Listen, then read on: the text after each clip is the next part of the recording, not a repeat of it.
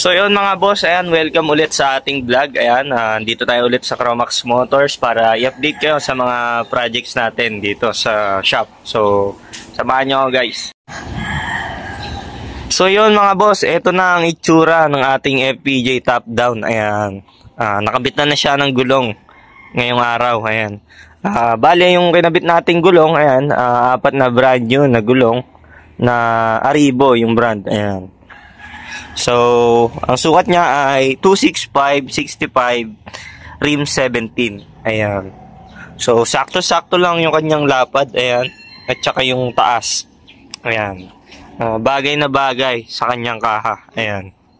So, barakong-barako tignan mga boss. Ayan. Iba talaga ang nagagawa kapag maganda yung gulong. Tsaka yung mags. Ayan. Talagang nadadala niya yung buong kaha. Ayan. Nag-iiba yung itsura mga boss. Ayan. Talagang solid na. Barakong-barako. Ayan. So, may konting adjustment pa tayong gagawin dyan. Tulad nung sa bumper. Ayan. Dikit siya. At titingnan natin kung ano yung magagawa natin dyan. Kasi hindi na natin pwede baguhin yung kasanang pangilalim. Kasi, ayan na yan. Naka-align na yan at titingnan natin, baka doon na lang tayo sa bumper mag-adjust. Ayan. So, sa likod naman, same lang din. Baka dito pwede tayo mag-adjust ng pangilalim. Ayan. Kasi yung clearance ay konti lang. Ayan. So, ito na pala yung update. Yung upholstery pala, boss, mga boss. Ayan. Bagong upholstery na rin siya. Ayan. Napakaganda ng unit na to mga boss. Ayan, ngayon lang kami nagawa ng FPJ na top down. Ayan. Hindi, yung una pala yung kulay red. So, ito na pala yung pangalawa. Pero, ito yung stainless. Ayan, kasi standard na sukat to ng FPJ mga boss. Ayan, bagay pala. Napakaganda. Ayan. So, sa ngayon maraming nagkaka-interest sa gantong itsura, sa gantong build. Ayan. So, yun mga boss, kung interesado kayo, ayan, mag-message po kayo sa aming Facebook page. Ayan, para mapag-usapan natin yung presyo. Ayan. Sa unit na to mga boss ay dati siyang FPJ, ginawa natin siyang top down at ayan, pinalitan natin ng mga bagong gulong at yung engine niya ay Isuzu na C190. Ayan. Diesel engine yan mga boss. Tapos, ayan, nag-fabricate tayo ng bumper. Tapos, kinabitan natin ng mags na size 17. At naglagay din tayo ng mga tubo sa gilid na stainless. At doon na rin sa loob ay meron siyang roll cage na stainless. Ayan. Kitang-kita nyo naman. Hanggang sa loob. Ayan. Barakong-barako. Ayan. Maganda rin kasi may roll cage. Protection yan. If ever na, ayan, matumba o tumagilid din sa sasakyan or mabagga, protection tong tubo na to mga boss. Ayan. So, yung ating client ay nagtatanong kung kasya ba yung Regaro na racing seat. So, titingnan natin mga boss kung kaya. Kasi sa sukat ng kanyang body, ay tingin ko medyo alangan yung Regaro. Ayan. Pero titingnan pa rin natin kasi kung mag-a-adjust tayo ng flooring ay ayan, tatama na siya doon sa gulong. So, titingnan natin kung ano magandang upuan na ilalagay natin dyan. Kasi ayaw ng ating client na ganyan yung upuan. Ayan, gusto niya yung medyo may dating. Ayan. Tapos, yung wirings, ayan, kinuha pala natin to last time dun sa ating electrician.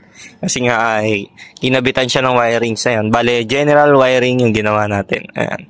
So, after nyan mga boss, kapag na-adjust na natin, yung dapat natin i-adjust ay test drive naman. Ayan. Tapos, kakabit na natin yung mga accessories, yung mga lock ng hood. Ayan. Tapos, babapingin na ulit natin. Side mirror, bagong wiper. At yung upuan nga, di pa natin kung anong upuan ikakabit natin. Tapos, ayan, detailing naman sa loob. Ayan. Tapos, pipinturahan natin yung mga dapat ipinturahan. Ayan. So, yan mga boss. Ito muna, update natin sa ating FPJ na top down. Ayan. Ayos na ayos, oh. So yun mga boss, ito na ulit ang ating Tamiya. Ayan, bale galing to sa mechanic at ayan, pina-check lang natin yung kanyang engine. Ayan, okay naman yung kanyang engine. At ayun, inayos na rin natin yung leak, yung water leak. Ayun, doon lang pala may problema sa hose. Ayan. So ngayon, okay na siya, hindi na siya nagbabawas ng tubig. Ayan. Tapos kanina ay kinabit na natin yung kanyang side mirror. Ayan, hindi natin siya kinabitan ng malaking side mirror. Yung sakto lang doon sa kanyang body. Ayan. So, okay naman yung kanyang side mirror. Pakita natin kung ano ang itsura kapag nakasakay ka sa Tamiya. Ayan. So, ayan mga boss, sasakay tayo sa Tamiya. Ayan. Kung magtatamiya kayo mga boss, ayan, expected nyo na medyo masikip. Ayan, kasi nga, Tamiya. Ayan, alam nyo naman. The word itself. Ayan, Tamiya. So, ito ang itsura ng kanyang side mirror. Ayan. So, ayan, kita naman mga boss. Ayan, linawan nyo lang yung mata nyo. Ayan. Tapos sa kabila, ayan, i-adjust nyo lang para visible yun sa likod. Ayan. So, ayun. Okay naman.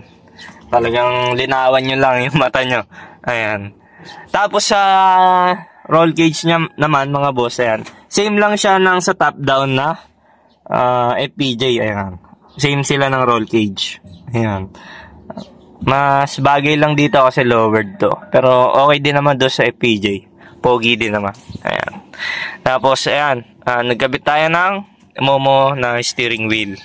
Ayan. Tapos gauges, ayan, all functional na. Yung kinabit natin ay amperes, fuel gauge, then water temperature and oil pressure. Ayan. Tapos, ito, hindi ko lang kung anong tawag dito. Ayan. Pero, alam ko ay paggaganahin pa to. Ayan. Ay, hindi. Okay na pala siya. Nakatap na. Ayan. Tapos, wiper. Ayan. Ang kinakabit pala nating wiper, mga boss, ay Surplus Japan. Ayan. Ang brand niya ay Denso. Ayan. Made in Japan. Ayan. Mas matibay kasi to kung compare dun sa binibili natin na pang owner type Jeep. Ayan. Kasi ito, malakas na yung motor niya. Tapos, hindi pa agad-agad nasira. Kahit surplus na yan. Ayan. Pero syempre, made in Japan. Ayan, matibay. Tapos sa kanyang handbrake, ayan, nagkabit tayo ng hydraulic handbrake. Ayan. Tapos mga switch dun sa kanyang mga accessories. Ayan, ilaw yan. Tapos nagkabit din tayo ng cigarette lighter. Ayan. Tapos pwede ka rin mag-charge dyan ng cellphone or anything na pwede saksak dyan. Ayan. So, yun lang mga boss ang update natin sa ating Tamiya. Ayan, lalabas na tayo. So, bagay naman yung kanyang side mirror. Ayan. Tapos kanina pala, ayan, kinabit na rin yung kanyang seatbelt na Takata. Ayan. Tapos yung sa nagtatanong mga boss, ayan, ang kinabit pala nating upuan ay Sparco. Ayan, Sparco ba ito? Ayan, Sparco. Ayan. Red and black yung kulay niya. Ayan. Tapos, ayan na mga boss. Konting himas na lang to. I-release na natin to. Ayan. So, ayan silang dalawa. Pogi. Pure stainless. Tamiya, tapos FPJ na top down. Ayan. So, yun lang mga boss. Proceed tayo sa next project. So, yan mga boss. Ito na yung ating project na Wrangler. Ayan. Kinabitan na natin ang kanyang flaring. Ayan, sinukatan pa lang natin. Hindi pa tapos yan. Meron pa yan dito sa fender. Tsaka doon sa hanggang dulo yan. Ayan. Tapos sa kabila ay ayan, meron na rin sa kabila. Ayan. Bale, meron pa yan ditong tungtungan. Tatabasan pa yan. Para dyan, tutungtong yung paa. Bago ako sumakay dito sa loob. Ayan. Tapos ito mga boss, bago pala yung flooring niya. Ayan, pinalitan kasi natin yan ng flooring. Tapos, ito. Bale, body extension ang ginawa dito. Mga 16 inches ata to, alam ko. Ayan, magpa-fabricate na lang tayo ng fiber dyan. Ayan. May gagawa na yan mga boss. Fiber din yung ikakabit natin. Para pantay. Ayan, kasi kung yero, baka mag-rivet tayo dyan. Hindi naman pwede welding yan. So, mas maganda kung fiber. Ayan. Titingnan pa natin kung anong maganda yung kabit natin. Ayan. So, ayan yung sinasabi ko mga boss. Galvanized, yung body, yung pinaka-shell, tapos yung bubong at mukha ay fiber. Ayan. Yan yung sinasabi ko kanina. Pero meron namang stainless. Ayan. Pero dito sa unit na to, ayan, halo-halo na siya. Kasi ang alam ko dito, nung una ay, ayan, stainless yung kanyang likod, tapos stainless din yung kanyang muka. Pero dito, ayan, ito yung sinasabi ko kanina, fiber. Ayan, pati yung kanyang bubong, fiber. Yung pinto, ayan, yero na yan. So, abangan nyo yung project na to mga boss. Maganda rin yung kalalabasan yan. Ayan. Bale, by December ay hatid namin to sa Ilocos. Ayan, abangan nyo to mga boss. Kasi pag inatid namin to sa Ilocos ay iba-vlog ko yon. Ayan, tapos yung before and after. Ayan, yung itsura nyan. Tapos yung pagkatapos. Ayan, yung pinaka-finish. Yung kinis na. Ayan. So, ayan, abangan nyo lang mga boss. Kasi yung engine malapit na matapos. General overall yon. Tapos i-break-in pa natin. Ayan. So, marami pang mangyayari dito sa unit na to. Kasi yung parts nyan ay papadala pa sa atin galing abroad. Ayan. So, mga original na parts ng Wrangler yung ikakabit dito. Ayan. So, yun lang mga boss. Proceed tayo sa next. So, update lang mga boss sa ating project na Hammer. Ayan. At ito yung kanyang dashboard. Ayan, napakalaki. Ayan, stainless yung ating kinabit. Ayan. Yan yung ikakabit dun sa Hammer. Ayan. Bale, marami pa tayong ikakabit dyan kasi ang alam ko maraming gauge to eh. Meron pa yan dito sa ibabaw. Ayan, bale, ito muna inuna natin yung pinaka-gauge niya talaga. Ayan. Tapos yung kanyang stereo. Ayan. Ayan. Bale, natindig na siya. Tapos gagawin na lang to ng mga housing. Ayan. Medyo mahirap kasi magawa ng ganito. Kasi bubuuin mo pa yan, lalagyan mo pa ng housing. Ayan. Talagang hindi mo pwede madaliin. Kailangan makinis siya. So, pakita natin yung pagkakabitan. Ayan. So, ito pala yung hammer na project natin. Ayan. Sa manibela, ayan, okay na yung manibela niya mga boss. Dito ilalagay yung dashboard. Ayan. Tapos sa project na to mga boss pala, ayan, nagpalit tayo ng flooring. Ayan. Dito yan sa loob hanggang dun sa likod. Kasi double cab tong hammer na to. Ayan. Tapos cover ng transmission. Ayan. Stainless yung kinabit natin. Ayan. Tapos ang alam ko dito mga boss ay i-repaint to. Ayan. Abangan nyo rin to. Ayan. Ito naman yung itsura ng likod. Ayan. Yung reserva pala ay dito natin nilalagay. Ayan. Bale, ni-repair natin yung kanyang flooring tsaka yung tambol. Ito yung tambol. Diyan na ilalagay yung kanyang reserva. Ayan. Nagfabricate tayo ng bakal na pagkakabitan ng kanyang reserva. Ayan. Kasi yung reserva niya mga boss ay napakalaki. Ayan. Kaya kailangan matibay. Ayan. So, yun lang muna ang update natin mga boss sa ating project na Wrangler. Ay, na Hammer. Ayan. So, proceed tayo sa next. So, yun mga boss. Ito na yung project natin na top down. Ayan. Update ko lang kayo sa ginawa ko dito kanina. Ayan. So, kanina mga boss ay ginabit ko na yung kanyang sounds. Ayan. Nagabit tayo ng 2-din na stereo. Ayan. Touchscreen yan mga boss. Tapos, ito yung kinabit natin na tweeter. Ayan. Ang brand niya ay ayan. Maganda yung brand niya mga boss. Para sa mga nagtatanong kung ano magandang tweeter. Ayan. Hanapin nyo lang sa Shopee. Ayan. Matibay yan at maganda tumunog. Ayan. Tapos sa likod naman, yung pinaka boses naman, yung sounds. Ayan. May bass na rin to kasi 3-way to. Ayan. Ang ginamit natin dito ay crown speaker. Ayan. Hanapin nyo mga boss kasi maraming klase ng crown. Ayan. Yung kulay niya, kulay blue. Ayan. Yan yung maganda tumunog. Kasi maganda na yung boses. Tapos maganda rin yung bass. Ayan. Ito kasing tweeter na to mga boss. Ayan. Ilang beses ko na siya nagamit. Ayan. Kasi maganda kumalansing to. Tsaka sa boses. Ayan. Talagang masasuggest ko sa inyo ito ikabit nyo. Ayan. Tapos sa 2-din naman, ayan, marami namang klase ng 2-din ha. Halos pare-pares lang ng specs yan, iba lang itsura. Ayan. Pili na lang kayo kung anong kursunada yung design. Ayan. Ito kasi nakakursunadaan kasi yung volume niya iniikot. Ayan. Yung sa iba kasi, touchscreen din yung volume. Minsan hindi nagana. So, ito mas maganda, manual. Tapos ito, dito mo ililipat. Tapos yung switch niya, yung on and off. Tapos, pwede nyo lagyan ng SD card, tsaka auxiliary din, USB. Ayan. So, pakita natin. Ay, nakabunot pala pa. So, yan lang muna mga boss. Ito lang update natin sa ating project na top-down. Bale, bukas, ayan, paandarin ko na yan.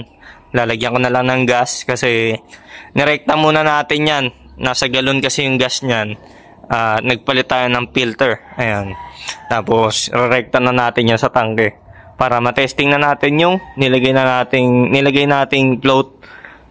Yung float, yun yung sa loob ng tangke. Ayan, doon mo malalaman yung karga. Yung float na connect yan sa fuel gauge. Ayan. Ayan mga boss, malapit na natin i-release tong ating project top down. Ayan, konting himas na lang to at bapping. Ayan, para pagdating ng ating client na si boss, ayan, alam mo na sino ka boss. Ayan, magagamit mo na to boss. Konting antay na lang kasi yung nakabili na tong project natin na to ay uuwi sa August 15 dito sa Cavite. Ayan, so ilang araw na lang dadating na si client at kaya kailangan maayos na to. Ayan, so yun lang mga boss ang update natin sa ating shop. Ayan, maraming salamat sa nagtiwala. Ayan, thank you po sa mga client natin. Ayan, halos lahat yan ay nasa abroad mga boss. Ayan, kahit hindi kami nagkikita, video call lang, nagtitiwala sila. Ayan, maraming salamat po sa inyo mga boss. Ayan, dahil po sa inyo, ayan, meron po kaming trabaho. Ayan, thank you po. Ayan, kaya sa tiwala na binibigay nyo sa amin mga boss, ayan, mas gagandahan pa namin yung gawa namin, kikinisin pa namin. Ayan, susulitin namin boss yung tiwala na binigay nyo sa amin. Ayan, so yun lang boss. Maraming salamat po. Like, comment, share, and subscribe. And paklik na rin ang notification bell para updated kayo sa mga projects na ginagawa namin. Ayan. So, kung may mga tanong kayo mga boss or ayan, mag-inquire lang kayo, mag-message kayo. Ito ang aming Facebook page. Ayan. Ito na rin ang contact number para matawagan nyo kami. Ayan. Ang terms naman sa pagpagawa sa amin na yan, pwede naman hulugan. Ayan. For example, ipapagawa yung sasakyan or matatapos yung sasakyan ng 3 months. Ayan. Pwede nyo hulugan yan ng 3 months. Ayan. So, kung order naman kayo ng single cab, double cab, Wrangler, Tamiya, or kahit ano pang sasakyan yan na owner or Hammer or Wrangler. Ayan. Basta umaabot yan ng siguro 3 to 5 or 6 months or depende sa tagal ng gagawin. Ayan. Basta hindi naman yan full isang bagsak na bayad. Ayan. Hulugan naman yan. So, kung for example ay 100,000 yung ipapagawa, tapos 3 months gagawin. Divide nyo lang ng 3. Ayan. Kung 3 months gagawin. Or magbayad kayo ng half. Ayan. 50%. Tapos yung natira, hulug-hulugan nyo na lang. Tapos yung the rest, ayan, bago nyo kunin yung unit. Ayan. So, yun lang mga boss. Maraming salamat. Ayan, like, comment, share, and subscribe ulit. Ayan, napahaba na naman tayo. So, yun lang mga boss. Maraming salamat po.